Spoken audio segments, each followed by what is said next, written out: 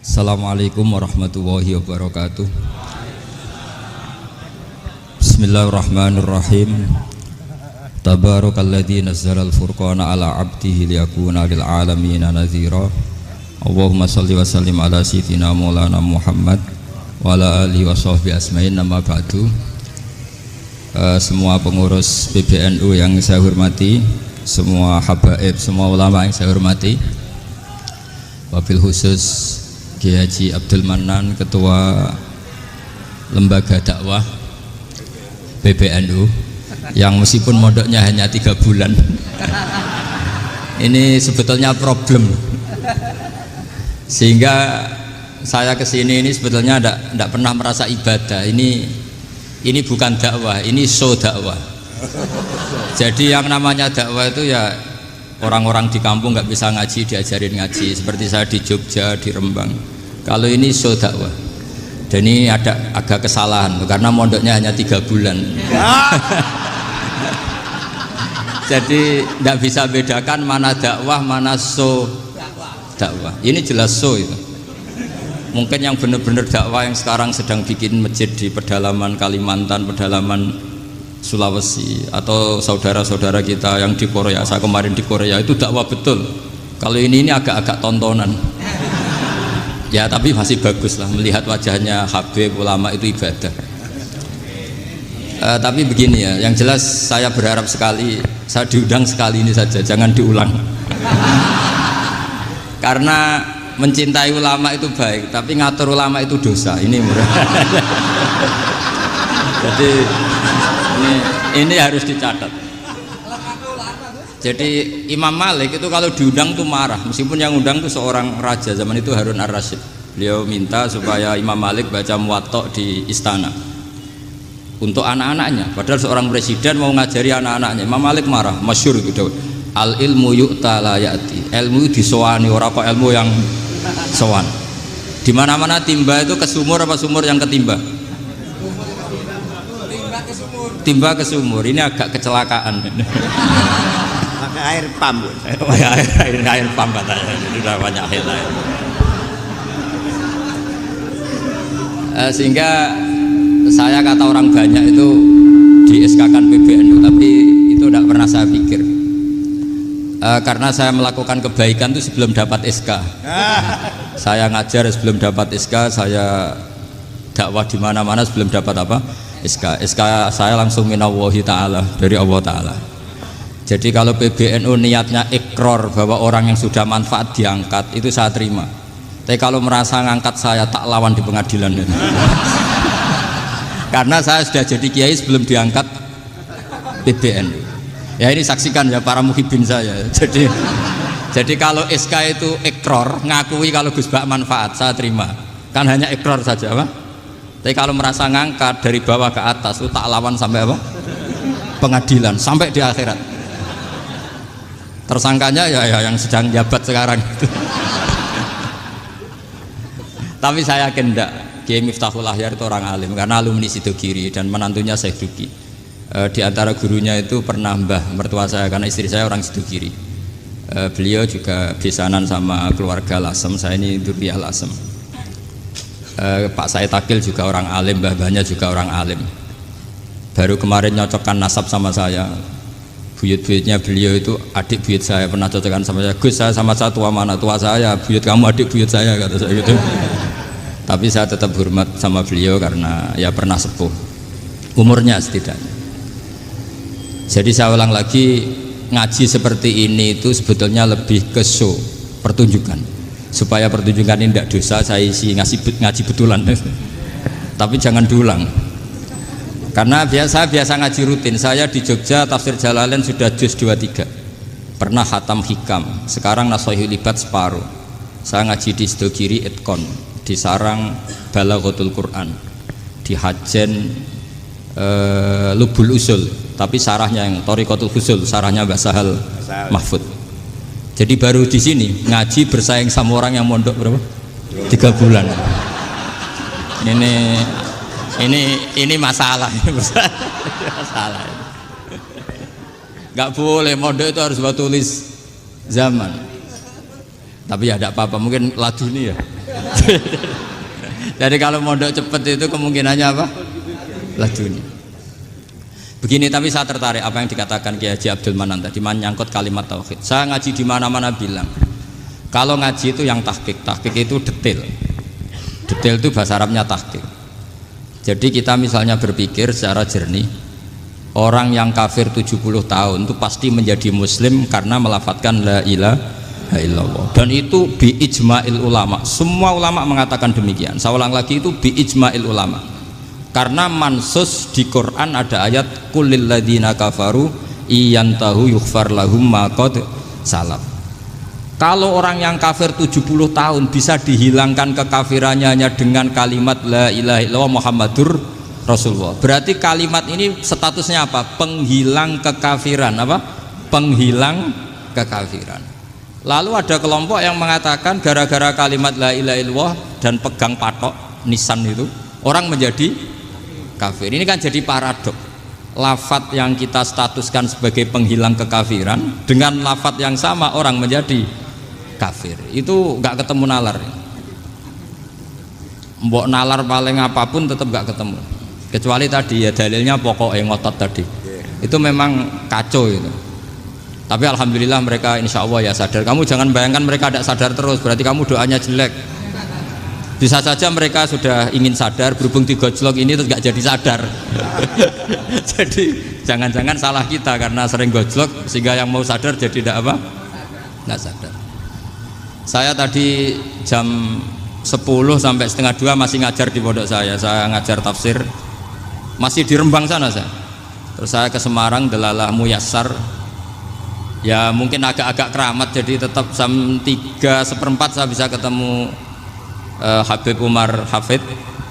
Saya beberapa menit ya diskusi tentang manhaj beliau, dan kebetulan saya sering belajar kitab beliau sama alumni-alumni Darul Mustafa.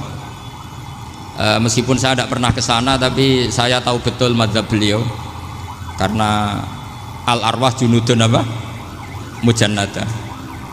Begini, saya sering dingendikani Mbah Mun, politik tidak jelas itu bagian dari kejelasan. Ini yang perlu dicatat. Jadi politik tidak jelas itu bagian dari apa? Kejelasan. Misalnya begini, siapa yang mengira Khalid bin Walid yang sangat musuhi Rasulullah, dia panglima orang kafir ketika ngalahkan Rasulullah di perang Uhud, akhirnya Khalid bin Walid masuk apa? Islam. Begitu juga Wahsy, qatilu ahabbin nasi ila Rasulillah, pembunuh Said Hamzah, akhirnya juga masuk Islam. Begitu juga Abu Sufyan, dia pemimpin besar kafir Mekah ketika perang Badar, ketika perang Khandaq, akhirnya juga Islam dan menjadi mertua Rasulullah Shallallahu Alaihi Wasallam. Dari fakta ini kemudian banyak ulama alim yang ngambil sikap itu ya coro Jawa itu anggang-anggang. Anggang-anggang itu gak tegas, tapi gak tegas dari rumusan ilmu yang detail. Saya ulang lagi, gak tegas tapi dari rumusan ilmu yang apa? Detail. Bisa saja orang yang sekarang kafir suatu saat mukmin atau muslim. Bisa saja yang sekarang sedang fasik suatu saat soleh. Bisa saja yang mondok 3 bulan rois PB NU. Sementara yang mondok lama kadang Kiai RT. Tapi itu hanya hukum duniawi. Saya yakin yang Kiai RT ini PBNU di akhirat. Karena mondoknya lebih apa? Lama. Itu tak jamin. Saya juga berencana mimpin NU di akhirat saja, bukan di dunia. Makanya saya mohon SK itu berakhir muktamar mendatang. Karena saya sudah kiai sebelum diangkat. Makanya saya ulang-ulang, kalau pengangkatan itu niatnya ikrar, saya terima. Tapi kalau niatnya ngangkat, tak gugat di pengadilan. Ini tidak guyon, ini betulan itu. Ya, tapi ini hanya guyon saja. Nah, ini penting saya utarakan teori ngaji ya.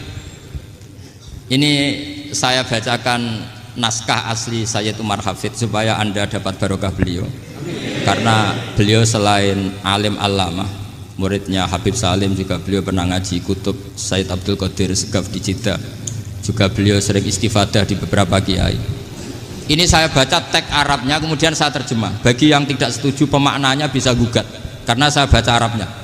Yang nggak setuju pemaknanya bisa gugat, tapi tak jamin kalah karena saya paham betul teksnya maknanya seperti itu.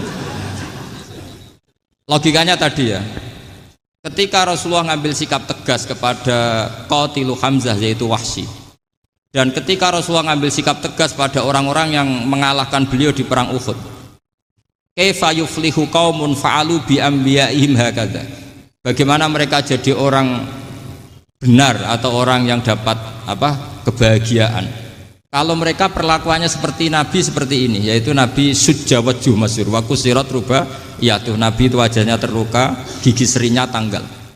Orang-orang seperti ini tuh nggak akan bejo kalau orang Jawa, nggak akan falah. Tapi apa yang terjadi? Allah menurunkan ayat laisa laka minal amri syai'un aw yatuba 'alaihim aw yu'adzibahum. Muhammad itu bukan wilayah kamu ngecap orang, menstigmasi orang itu tidak wilayah kamu. Saya bisa saja mengampuni mereka atau menyiksa saya itu atau menyiksa mereka itu wilayah saya, kata Allah. Saya bisa saja mengampuni mereka atau menyiksa mereka itu wilayah saya. Sehingga akhirnya apa? Rasulullah tidak ngambil sikap yang mungkin orang lain mengatakan itu tidak tegas. Tapi itu kearifan. Betul, akhirnya Wahsy malah masuk Islam. Khalid bin Walid panglimanya juga masuk Islam. Dan beberapa orang kafir juga masuk Islam, termasuk mimbenihim, ketuanya yaitu Abu Sufyan. Ini penting saya utarakan. Makanya ini saya baca pembenaran dari konstruksi pikiran tadi. Nah ini supaya khas. Ini khasnya orang mondok 10 tahun nih. Jadi ini tak baca ini. Nah, biar jelas ini nanti tagnya persis ya, tidak saya rubah. Ini di kitabnya Habib Umar Hafid, namanya itu Taujihun Nabi Limardoti Bari. Kalau diterjemah ya mengarahkan orang yang sadar. Nabi itu orang yang sadar ya, sampai ini termasuk orang yang sadar. Limardoti Robbi, menuju mendapat ridho Tuhan atau Allah Subhanahu wa Ta'ala. Saya baca tagnya ini di halaman 179. Ini tidak ada yang saya rubah, tidak saya kurangi. Bismillahirrahmanirrahim. Fala buddha an nuwattina qulubana ala annana khodamatu ahli hadal qaul wa yattali Allah min qulubina annana na'taqidu imkaniyata ayyasfa'a fi ahadina yaumal qiyamati man huwal ana kafirun yuslimu faya'lu sya'nu indal haqqi fayakunu sababan li kholasika fil qiyamah yumkinu dzalik. Jadi kita para dai, para kiai itu adalah khodamatu hadal kaun. Kita ini adalah pelayan alam raya ini yang selalu berharap alam ini akan lebih baik. Orang yang sekarang sedang kafir bisa saja nanti yang nyafaati kamu di akhirat, yaitu mereka masuk Islam lalu Islamnya lebih serius, akhirnya punya hak syafaat. Sementara kamu Islam mulai kecil tapi biasa-biasa saja seperti ini, mulai dulu ngaji terus sama Ki Abdul Manan, nggak pernah yang ngisi ngaji, itu artinya nggak ada perkembangan. Makanya saya nggak ingin ngaji lagi, karena saya ingin perkembangan Anda nanti tukang mengisi, bukan yang diisi. Kalau saya nanti ngaji lagi di sini, artinya Anda kalau tetap mendengarkan itu tidak ada perkembangan. Pantes saja semulang Gus Bahak sampean sing ngaji. Sekali-kali ada perkembangan, saya ngaji sampean yang mulang, itu bagus ya. Meskipun itu perkembangan yang menyesatkan.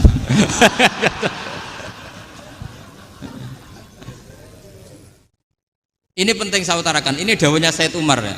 Orang yang sekarang sedang kafir bisa saja orang ini nanti nyafaati kamu, yaitu beliau orang ini Islam, kemudian Islamnya serius, maka punya hak syafaat. Sementara kamu Islamnya biasa-biasa saja.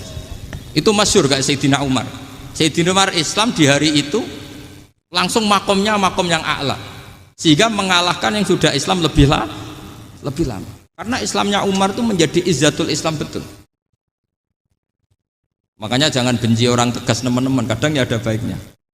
Abu Bakar itu sudah Islam tapi layinal janib, orangnya santun. Kalau dipisoi orang yang menengahi lah, kira-kira seperti itu.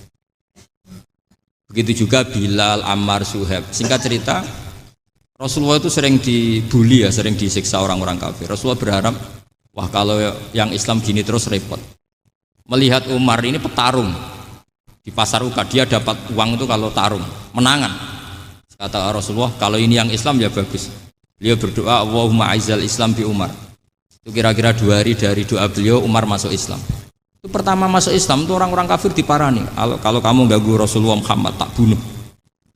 Semenjak itu orang kafir yang gentenan sembunyi.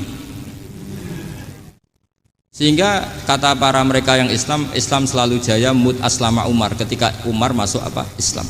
Itu dalam satu hari Islam itu Rasulullah sudah ngendikan Umar yang Islam sehari ini imannya kalau ditimbang separuh ahli dunia masih unggul sama Islamnya Umar.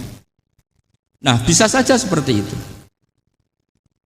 Jadi saya minta sama teman-teman yang mencintai ilmu, tidak tegas itu bagian dari ketegasan dalam ilmiah, karena kita ini tidak mengendalikan dunia, tidak mengendalikan hidayat, hanya Allah piyambak yang ngasih apa? Hidayat. Maka sikap kita laisalaka minal amri syai'un aw yatuba alaihim aw yu'adzibahum. Rasulullah yang ahabbul khalqi ilallah saja tidak boleh tegas karena semuanya potensi itu ada. Cuma kita tegas dalam kebenaran saja, tapi nggak perlu tegas dalam mengawal kebenaran. Kenapa demikian? Karena Islam ini agama yang akan dijaga Allah ila yaumil. Yang jaga Islam bukan PBNU, bukan PP Muhammadiyah, bukan kiai. Yang menjaga Islam namun Allah Subhanahu wa ta'ala. Makanya Sayyidina Umar itu kalau disuruh mikir Islam itu gak mau betul. Masyhur itu dalam tarikh-tarikh. Umar mimpin itu sukses, banyak futuhat. Singkat cerita akhirnya orang tuh kelangenan, wah kalau Umar meninggal kayak apa. Sehingga Abdullah bin Umar setiap jalan-jalan tuh dibully, kalau sekarang dibully. Ya Abdullah bin Umar, bapak kamu itu gimana? Sudah sepuh mau meninggal kok tidak suksesi. Kalau saja ada orang penggembala kemudian meninggalkan kambingnya di hutan, kamu anggap orang yang mudoyik enggak, menyanyiakan kambing itu enggak? Ya iya, kata Abdul bin Umar.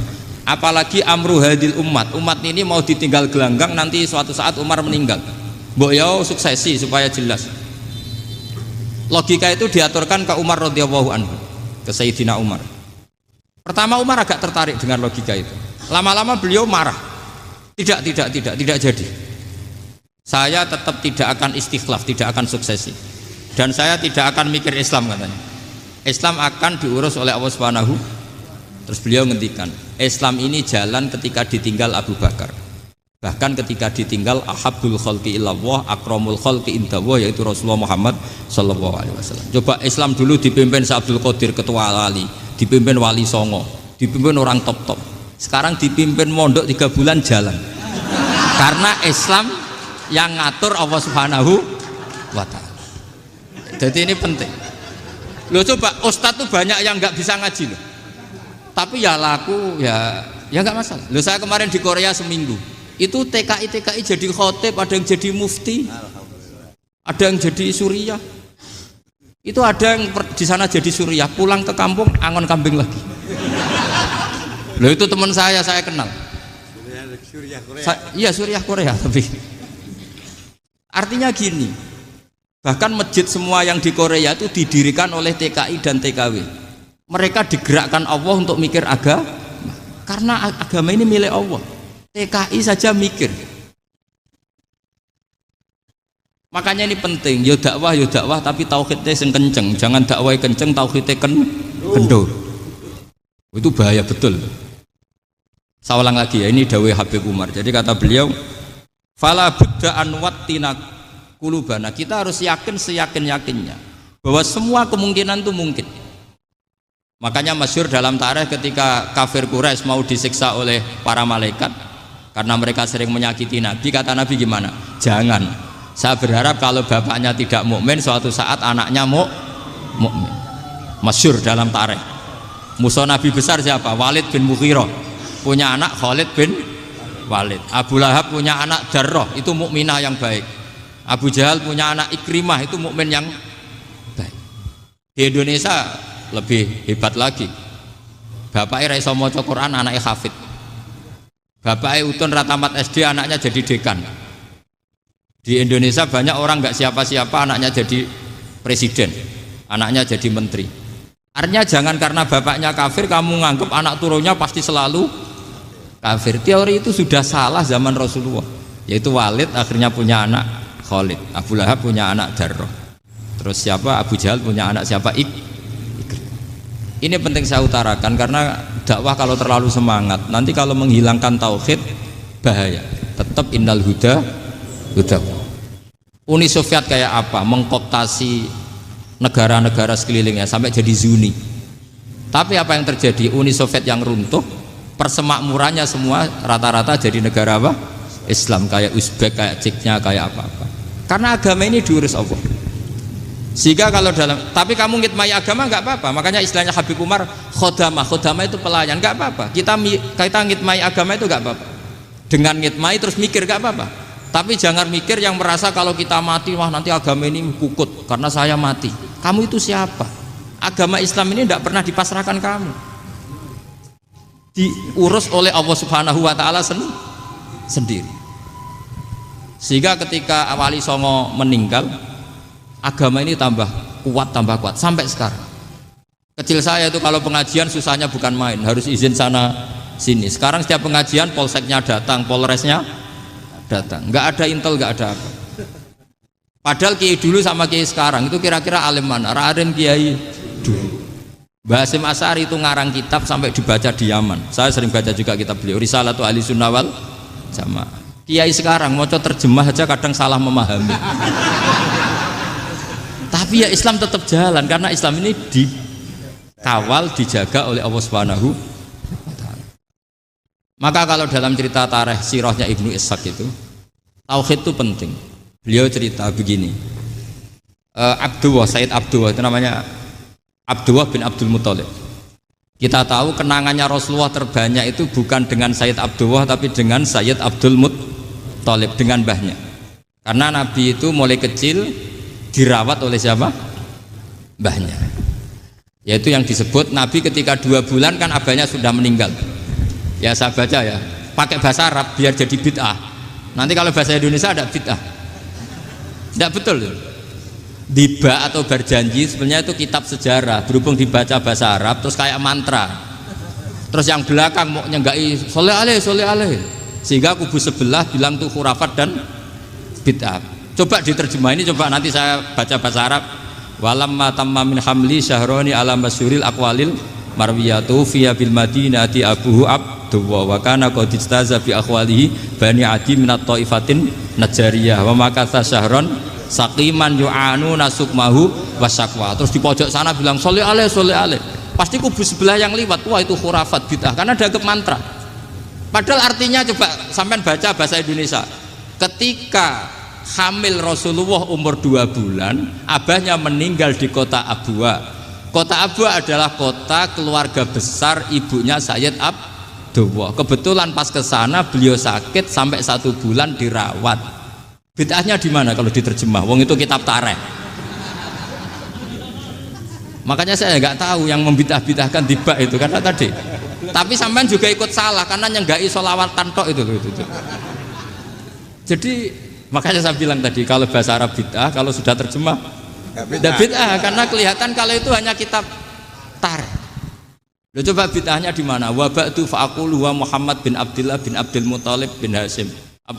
Itu kalau diterjemahkan, kamu harus tahu siapa nama Muhammad. Muhammad punya abah siapa? Rasulullah Muhammad Abdullah. Punya abah siapa? Abdul Mut.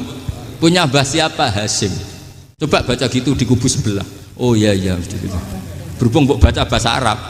Wa ba'du fa'aqulu wa Muhammad bin Abdullah bin Abdul Muthalib bin Hasyim. Jadi itu hanya salah baca saja. Maksudnya salah yang hukumi, bukan salah yang baca, salah yang apa? Hukumi. Sayyid Abdullah ini orang yang tauhidnya sangat kuat. Sayyid Abdul Muthalib lebih kuat lagi. Saya cerita sedikit betapa pentingnya tauhid.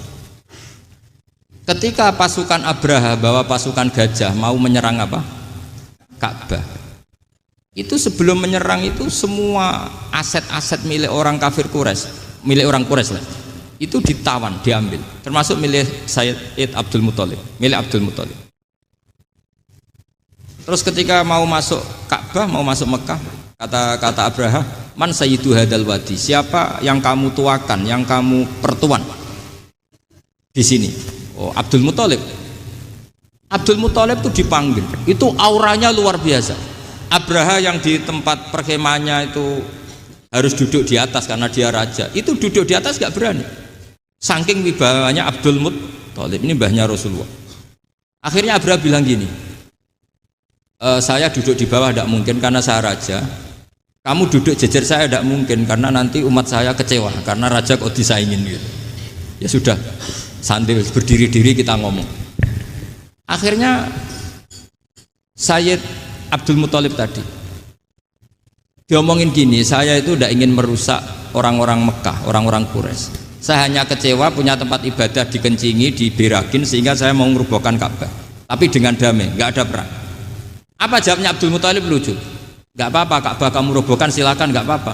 Yang penting unta saya yang kamu sita kembalikan. Harta saya yang 100 unta kamu sita kamu kembalikan. Itu Abraha kagetnya bukan main. Kaget karena kamu itu pemimpin apa? Tadi saya hormat kamu karena kamu tak anggap orang hebat. Hadhil Ka'bah dinu abaika, ini Ka'bah itu agama kamu. Pas saya hancurkan kok kamu tenang-tenang saja. Padahal pas mau saya hancurkan kamu tenang-tenang saja, malah tanya unta kamu itu gimana? Apa jawabnya Abdul Muthalib? Inna lihadal baiti robban hamahu. Sebab Ka'bah itu ada yang punya dan pasti akan melindungi Ka'bah. Tapi kalau unta itu milik saya, ini urusan saya, ini unta. Jadi inna lihadal baiti robban hamahu itu tidak milik saya, itu ada yang punya. Ya sudah, biar yang punya aja yang jaga, itu tidak urusan saya. Akhirnya unta dikembalikan, aman deh, untung double. Terus akhirnya dia ke Ka'bah, fa'akhudha bi halaqatil bab, karena dulu apa itu halaqatil bab, karena dulu itu yang dipakai apa itu pegangan itu bentuknya apa, bulat, makanya diistilahkan halaqah apa, bulat. Kalau sekarang halaqah ilmiah itu seminar. Tidak. Halaqah itu buruhi lain lagi. Ya. Pegang terus bilang gini, kata Abdul Muthalib, ya Allah, Ka'bah ini mau dihancurkan oleh Abraha, Ka'bah ini milik kamu. Saya mau ke gunung, mau melihat apa yang kau lakukan terhadap orang yang mau merusak Ka'bah. Terus Abdul Muthalib bilang ke umatnya, wa ya qaumi, ayo kita ke gunung melihat ma fa'ala rabbuna, apa yang akan dilakukan Tuhan kita terhadap orang yang mau menghancurkan Ka'bah. Jadi santai saja, santai. Terus Abdul Muthalib naik gunung sama orang-orang Quraisy. Abraha datang mau merusak Ka'bah, terus terjadi alam taro kaifa fa'ala rabbuka bi ashabil fil. Itu melihat, dan betul Ka'bah dijaga Allah.